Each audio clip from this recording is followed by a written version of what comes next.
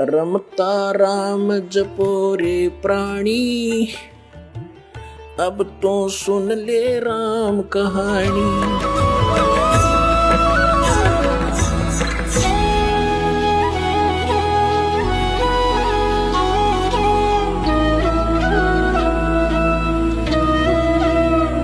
अब प्रसंग चल रहा है कि हम परमात्मा के पाने के लिए कौन सी साधना है, परमात्मा कौन है, कहाँ रहता है, वहां उसकी स्थिति क्या है सतलोक में। ये नकली पंथरा दास स्वामी धन धन सतगुरु जय गुरुदेव जनोद वाले जो ताराचंद वाला और ये ठाकुर जी वाला और कृपाल जी जयमल सिंह वाला आगरा वाला, ये सारे नकली पंथ हैं। पुण्यात्मा मोक्ष मंत्र से होगा, जो सत मंत्र से होगा। किसी मंत्र के जाप करने से मोक्ष नहीं हो सकता, फिर तो सदग्रंथ झूठे हो जाएंगे। फिर तो कोई कुछ मंत्र जाप कर लो और सतलोक जाऊंगा नो कहे जाओ, आप बेपार हो जाएंगे। फिर तो कोई मंत्र जाप कर लीजिए।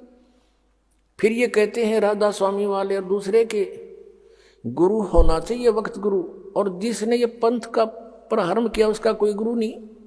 इनकी सारी कहानी आपको दिखा दूं, इनको एक दूसरे ने आदेश नहीं दे रखा नाम देने का। ये स्वयं भी गुरु बनकर दुनिया को भ्रमित करके काल के जाल में ठोक रहे हैं। अब ये 5 नाम देते हैं, निरंकार, ओंकार, ज्योति निरंजन, और कबीर परमेश्वर की वाणी से लिए इन्होंने सोहम और सतनाम निकाल लिया।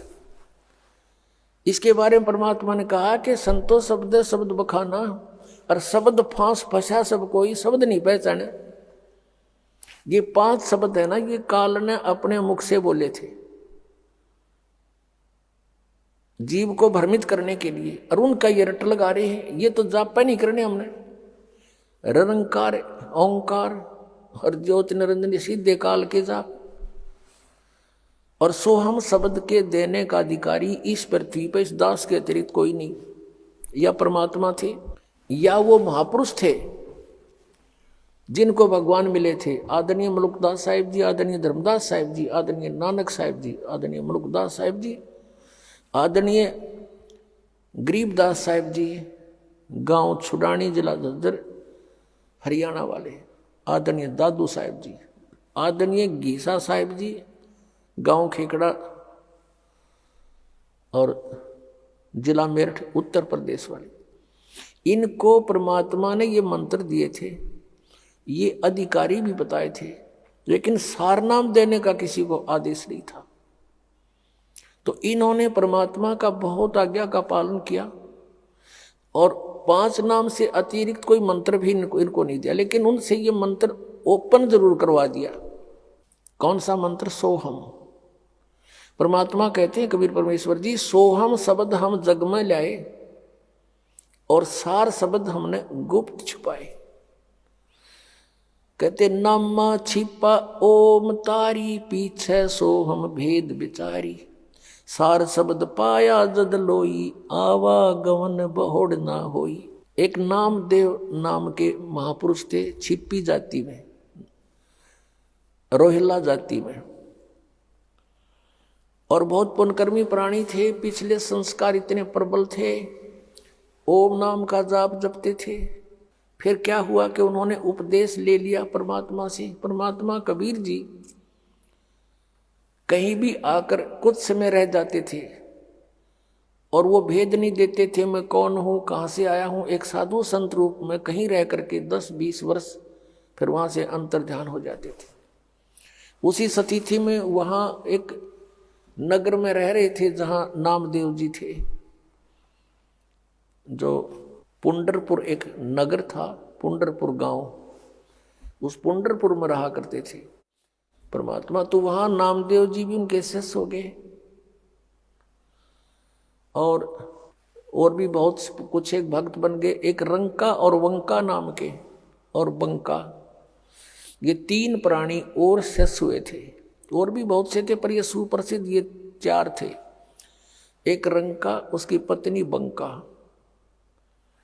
और उसकी लड़की वंका, 3 नाम थे उनके। तो नामदेव जी ओम नाम का जैसे परमात्मा प्रथम मंत्र देते थे, और वो 5 नाम देते थे। नामदेव जी उससे हटकर भी वो स्वयं एक ओम नाम को विशेष महत्व देते थे पिछले संस्कार के कारण। जैसे गीता जी अध्याय नंबर 7 के श्लोक नंबर 19 में कहा कि बहुनाम जन्मानाम अन्ते ज्ञानवान माम प्रपद्यते। बहुत बहुत जन्मों के किसी अंत के जन्म में कोई पुण्यात्मा मुझ ब्रह्म की साधना करता है, नहीं तो अन्य उपासनाओं में जीवन व्यर्थ कर देते हैं। और वासुदेव सर्वमिति सर्वमात्मा सुदुर्लभ है, ये बताने वाला कि वासुदेव वासुदेव माने सर्वशक्तिमान, जिसकी सबके ऊपर प्रभुता है, उसको वासुदेव कहते। श्री कृष्ण जी वासुदेव नहीं थे, वो तो एक विभागीय मंत्री थे इस 3 लोक के अंदर, पृथ्वी लोक, स्वर्ग लोक और पाताल लोक पर। वासुदेव उनके पिताजी का नाम था। और वासुदेव नाम कहाँ से? वेदों से पंडितों पुरोहितों ने अपने यजमान का नाम बड़ी आशा रखा करते, इसलिए वासुदेव नाम रख रखा था उसका। श्री कृष्ण वासुदेव नहीं थे। वासुदेव का अर्थ होता सर्वशक्तिमान, सर्वव्यापक। यानी व्यापक का मतलब इन्होंने एक भगवान सारा फैल रहा है। जैसे प्रधानमंत्री जी हैं, एक स्थान पर है लेकिन पूरे भारत में व्यापक है, ऐसे व्यापकता है उस परमात्मा की सत्ता की। तो कहने का भाव ये है कि जो ये बताने वाला साधु तो बड़ी मुश्किल से मिलेगा अर्जुन, कि वो वासुदेव ही सब कुछ है, वही पाप नाशक है, वही पूजा के योग्य है, वही सर्वश्रेष्ठी रचनहार है, वही पाप हमारे सब दुखों को दूर करने वाला है और किसी की पूजा नहीं करनी चाहिए। कहते ये बताने वाला साधु तो बड़ी मुश्किल से मिलता, सुदुर्लभ। अब कहने का भाव ये है कि नामदेव जी ने परमात्मा का उपदेश अवश्य ले रखा था, लेकिन फिर भी हम इसी तरह यहाँ फेल होते आए। वो फिर भी अपने ओम नाम को महत्व ज्यादा देते थे, फिर भी जैसे था। अब क्या होता है कि उनकी पिछले संस्कार की बहुत प्रबल परमात्मा में चाह थी, लगन थी। एक दिन क्या हुआ कि नामदेव जी छिपी जाति में थे और ब्राह्मण वर्ग जो है मंदिर के अंदर अन्य किसी को आरती के समय प्रवेश नहीं होने देते थे। उनका कुछ ऐसा विधान बना रखा था, बाहर बेशक खड़े रहो कोई। एक दिन क्या हुआ कि मंदिर में आरती हो रही थी और नामदेव जी वहां से आ रहे थे किसी कामवश। वहां आरती की ऐसी धुन ताल बज रही थी, वो भी विभोर हो गए। पंडित लोग तो घंटी बजा रहे थे ऐसे पकड़ पकड़ के। नामदेव जी ने अपने जूते निकाल लिए, अपनी जूतियां निकाली, चमड़े से बनी हुई होती थी पहले।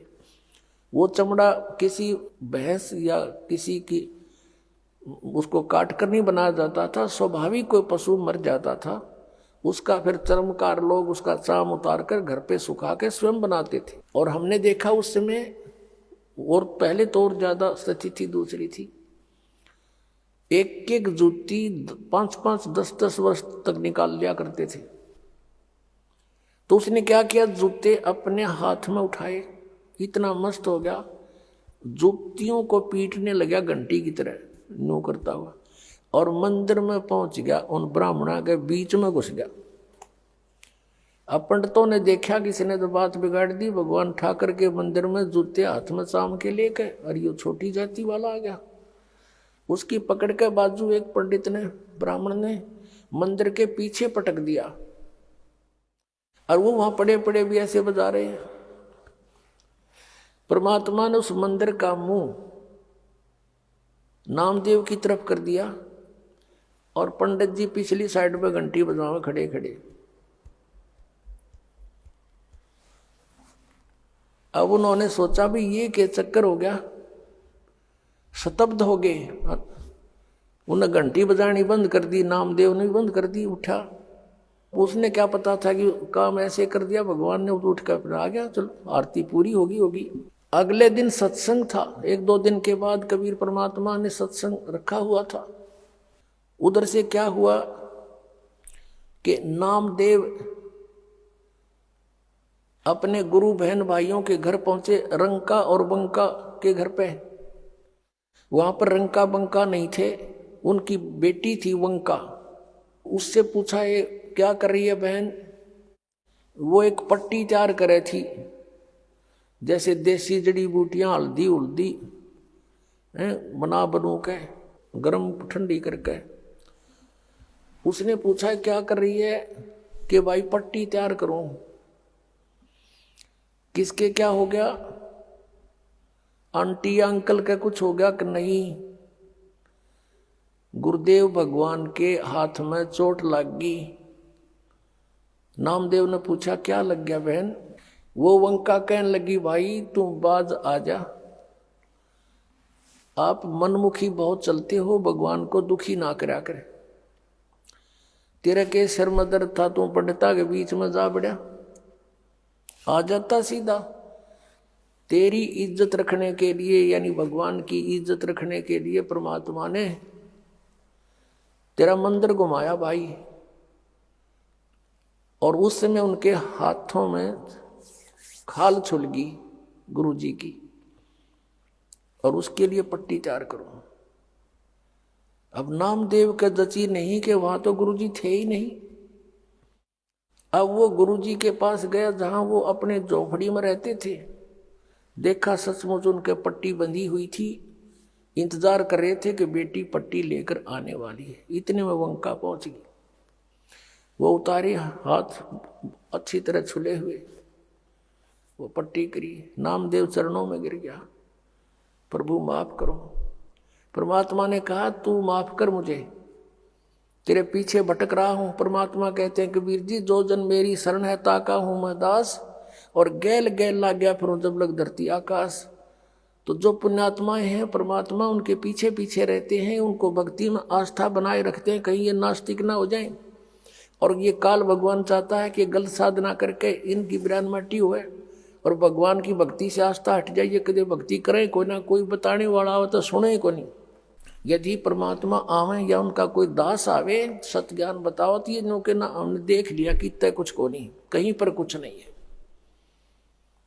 काल ये चाहता है और दयाल ये चाहता है कि ये किससे की भक्ति करें, पर इन पर आपत्ति आवत संस्कार वो समय खड़ा पाऊं, इनको आस्था बनी रहे भगवान है कहीं ना कहीं। अब ये समय यहां तक इस भक्ति को परमात्मा ने जीवित रखना था, और अब हम सब खेल परमात्मा की दया से सारा निर्णय हो जाएगा सचमुच कौन भगवान है, कैसा है, कैसे मिलता है। तब परमात्मा ने कहा भाई इस तरह ओम नाम तो मोक्ष नहीं हो नामदेव, एक मंत्र और दूंगा, लेकिन इसको तू किसी को नहीं देगा, और एक मंत्र फिर और दूंगा आदि नाम, किसी को नहीं बताएगा। तब कान पकड़ दिए, जो आप कहोगे प्रभु वैसे ही करूंगा। तब नामदेव जी को परमात्मा ने सतनाम दिया था, जिसमें एक ओम मंत्र है, एक तत् है। नम छिपा ओम तारी, पीछे सोहम भेद विचारी, सार शब्द पाया जद लोई, आवागमन बोहड़ ना होई। नामा छिपा यानी नामदेव छिपी, पहले ओम में लो लगा रहा था, तारी माने लो, और पीछे सो हम भेद विचारी, परमात्मा से सुना जब पीछे सो हम भेद विचारी, फिर समझ में आया सचमुच, और सार शब्द पाया जद लोई, फिर नामदेव का आवागमन भौड़ ना हुई। यानी ये 3 मंत्र है। पहला मंत्र तो वो अलग से है ही, वो तो स्टार्ट है, फर्स्ट एड है, और 2 अक्षर का सतनाम है, जिसमें एक ओम मंत्र है, एक तत् ओम सरपुरुष का और तत् अक्षर पुरुष का सांकेतिक, और तीसरा परम अक्षर पुरुष का वो सार नाम है, जिसको आदि नाम भी कहते हैं, सार शब्द भी कहते हैं। अब इस साधना से मोक्ष होगा। किन किन का होया? आदरणीय नानक साहिब जी ने यही 2 मंत्र का नाम जपा था, प्रमाण दिखाते हैं। अब जैसे कबीर परमेश्वर जी ने अपनी सभी उन पुण्य आत्माओं को जो गवाह बनाई थी कि कबीर इज गॉड, और उनको ये 3 मंत्र दिए थे, पूरा कंप्लीट कोर्स दिया था, उनसे प्रतिज्ञा दिला दी थी, कसम खवा दी थी कि तुम अभी इसको डिस्क्लोज नहीं करोगे, ना अपने शिष्यों को दोगे जाप करने के लिए। अब वो महान आत्मा थे, दृढ़ भक्त थे, जो गुरुदेव ने कह दिया, भगवान ने फाइनल माना, उन्होंने किसी को नहीं बताया इस मंत्र को आज तक। आज इस दास पे कृपा करी परमेश्वर ने और आदेश दे दिया कि खोल दे खजाना, भंडारा खोल दे मोक्ष का। अब बात यह है कि मोक्ष सतलोक जाना है, जन्म मृत्यु का ये रोग कटाना है, वो औषधि कौन सी है, उपचार कौन सा है। अब जैसे ये 5 नाम तो सिर्फ यह संसारिक सुविधाएं, और हम यहां से जब चलेंगे हमारे ये कमल खुल जाएंगे इन 500 नामों के मंत्र से। और फिर बात रहेगी 2 मंत्र के, इस 3 मंत्र के 2 अक्षर का तो सतनाम, इसमें ओम और एक दूसरा गुप्त और तीसरा आदि नाम, बस इतना सम और कुछ नहीं। ना ये 5 नाम, ना अन्य वो 3 नाम, ये जो अकाल मूर्त शब्द स्वरूपी राम सतपुरुष, नहीं, ये तो एक बनावटी मंत्र है। ये तो परमात्मा की पर्यायवाची एक अक्षर है। जैसे जल पानी नीर, जल पानी नीर, अक्षर पुरुष का अर्थ है अविनाशी परमात्मा। अकाल मूर्त का अर्थ है, अकाल मूर्त का अर्थ है जिस साकार परमात्मा का काल ना हो, क्योंकि मूर्त माने साकार मूर्ति, उसकी सूरत कभी विनाश में ना हुआ मूर्ति भगवान साकार परमात्मा। और सतपुरुष का अर्थ है, सत माने अविनाशी, पुरुष माने प्रभु, अविनाशी परमात्मा। अकाल मूर्त का भी वो अर्थ और सतपुरुष का भी वही अर्थ। और शब्द स्वरूपी राम, शब्द नाश में आता नहीं, यानी उस अविनाशी परमात्मा, राम माने परमात्मा, तीनों का अर्थ एक ही है। ये पर्यायवाची शब्द है। और ये रटवाव काल मूर्त शब्द स्वरूपी राम सतपुरुष मंडेरो, वो तो पाना है, वो तो खोजना है, वो तो उस परमात्मा को जल पानी नीर को तो खोजना है, वो जमीन में मिलेगा। उसके लिए हैंडपंप कैसे लगे, ये 3 मंत्र का जाप है। और प्रथम वो 5 नाम है जो अलग हैं, जिनको अब 7 नाम में देना पड़ता है। ये आदेश है परमात्मा का। अब कंप्लीट कोर्स करवाना है यो आपका। अब किस किस ने का मोक्ष हुआ, आदरणीय नानक साहिब जी और ये राधा स्वामी पंथ, धन धन सदगुरु पंथ, सभी मानते हैं कि आदरणीय नानक साहिब जी का मोक्ष हुआ और सचखंड गए, सतलोक गए। तो उन्होंने किस क्रिया से परमात्मा पाया, वही हमने अपनानी पड़ेगी, नथिंग एल्स।